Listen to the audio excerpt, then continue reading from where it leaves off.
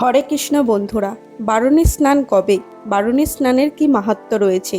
বারুণী স্নানের সময়সূচি।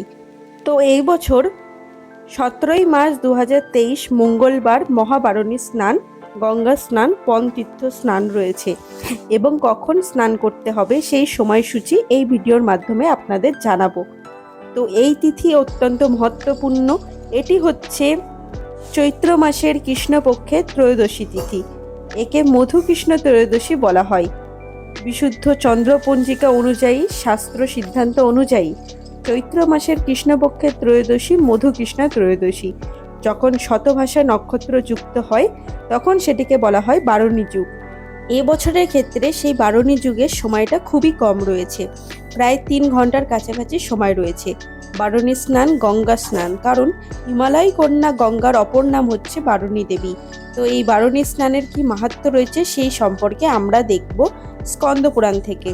শাস্ত্রে বলা হয়েছে বারুণী যুগে স্নান করলে, অর্থাৎ যখন মধুকৃষ্ণা ত্রয়োদশী শতভাষা নক্ষত্র যুক্ত হয়, এই বিশেষ সময়কালে যদি কেউ গঙ্গা স্নান করে তাহলে তার ফল অনেক বেশি লাভ হবে।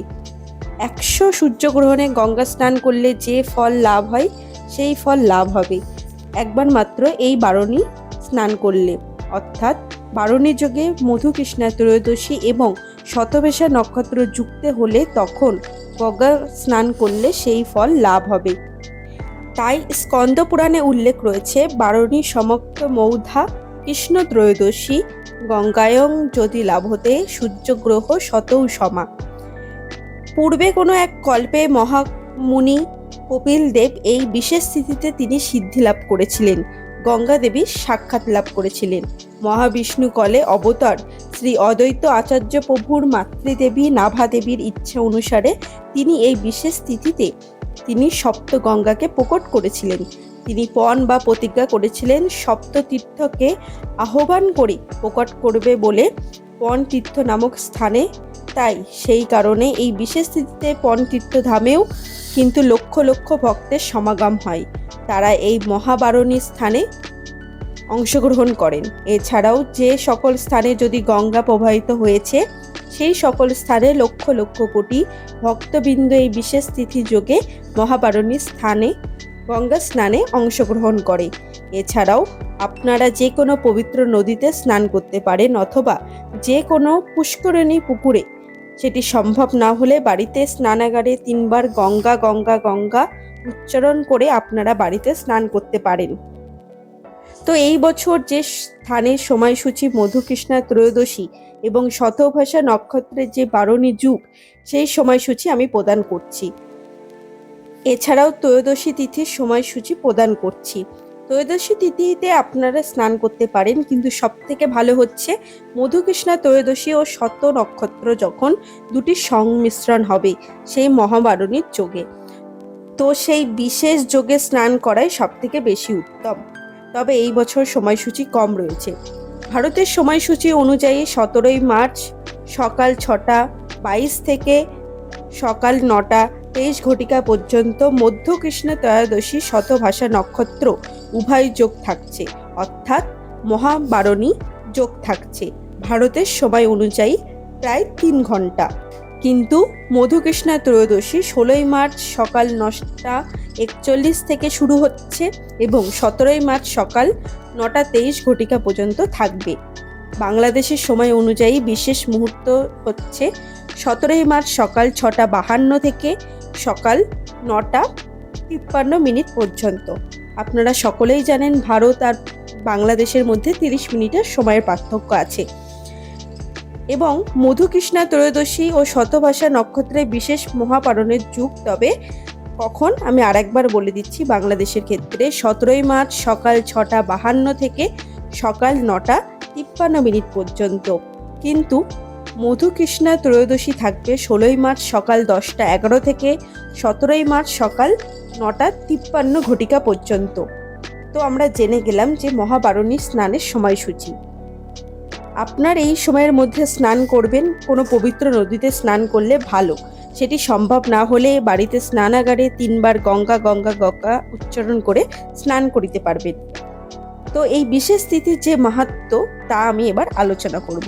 এই বিশেষ তিথি মাহাত্ম্য হলো যে পণ তীর্থস্থানে ভগবান মহাবিষ্ণুর এই কল্পকাশ শ্রী অদ্বৈত আচার্য প্রভু, যিনি হচ্ছেন মহাবিষ্ণু সদাশিবের মিলিত প্রকাশ।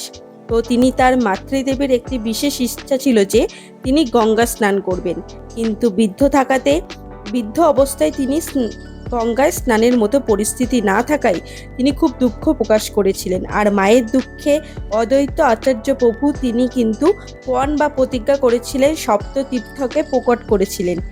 এই বিশেষ তিথিতে তো তার মাতৃদেবী নাভিদেবী তিনি একবার তার স্বপ্ন দর্শন করেছিলেন। তিনি তার শিশুকে নিয়ে রাতে যখন শয়ন করছিলেন, অষ্টম বর্ষীয় পুত্র, তার পুত্রের বয়স মাত্র 8 বছর, তিনি স্বপ্নে দর্শন করেছিলেন যে তিনি গঙ্গা স্নান করছেন, ভগবান পাদক চরণামৃত গ্রহণ করছেন, আর তার কোলে শিশুটি হচ্ছে শঙ্খচক্র গদা পদ্মধারী মহাবিষ্ণু, এবং তার আলোকে তার চারিদিক উদ্ভাসিত হয়েছে, তার দিব্য আলোকে, এবং সেটি তিনি দর্শন করে তিনি তার নিদ্রা থেকে জাগরিত হলেন এবং তিনি ভাবছেন যে আমি কি দেখলাম, কিন্তু মহাবিষ্ণু তিনি সব কিছু জানেন, কমলাক্ষ, অথচ তিনি সব কিছু জানেন। তিনি বলেছেন, মা কি হয়েছে, তোমাকে এত বিচলিত মনে হচ্ছে?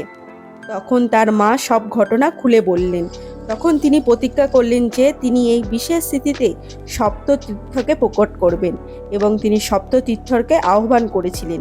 এই চৈত্র মাসের কৃষ্ণ ত্রয়োদশী, মধু কৃষ্ণা ত্রয়োদশী, যখন শতভাষা নক্ষত্র যুক্ত হয়েছিল, তখন সপ্ততীর্থকে তিনি এনে স্থাপন করেছিলেন পণতীর্থ ধামে।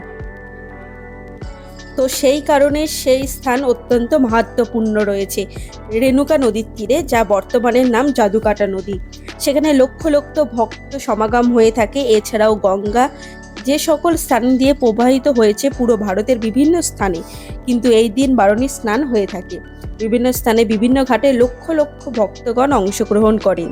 তো অদ্বৈতদেব আচার্য প্রভুর হুঙ্কার শ্রীমান মহাপ্রভুকে আমরা খুব দ্রুত প্রাপ্তি পেয়েছি, যিনি আমাদের জন্য কৃষ্ণ প্রেম নিয়ে এসেছিলেন, সকলকে বিতরণ করেছিলেন অকাতরে।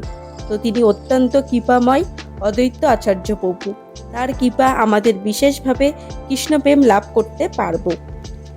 তাহলে আপনারা সবাই জেনে গেলেন যে বারুণী যোগে স্নানের মাহাত্ম্য কী। আপনারা 17ই মার্চ 2026 মঙ্গলবার এই সুযোগটি গ্রহণ করুন, মহাবারুণী স্নানে যোগ দিন। ভিডিওটি এখানেই শেষ করলাম। ভিডিওটি যদি ভালো লেগে থাকে তাহলে চ্যানেলটিকে সাবস্ক্রাইব করবেন এই ধরনের আরও ভিডিও দেখার জন্য। ভিডিওটি দেখার জন্য অসংখ্য ধন্যবাদ। ভালো থাকবেন, সুস্থ থাকবেন। দেখা হচ্ছে আবার একটি নতুন ভিডিওতে।